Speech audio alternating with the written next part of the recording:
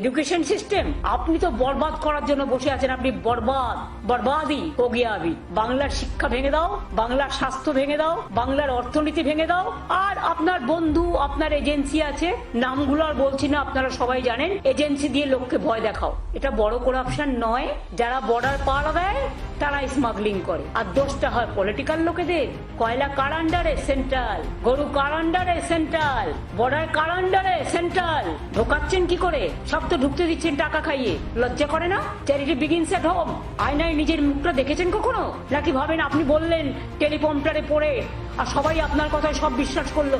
আমরা তো last person করবো না, কারণ আপনাকে যে বিশ্বাস করবে সেই যাবে। মেট্রো প্রকল্প উনি নাকি টাকা দিয়েছেন।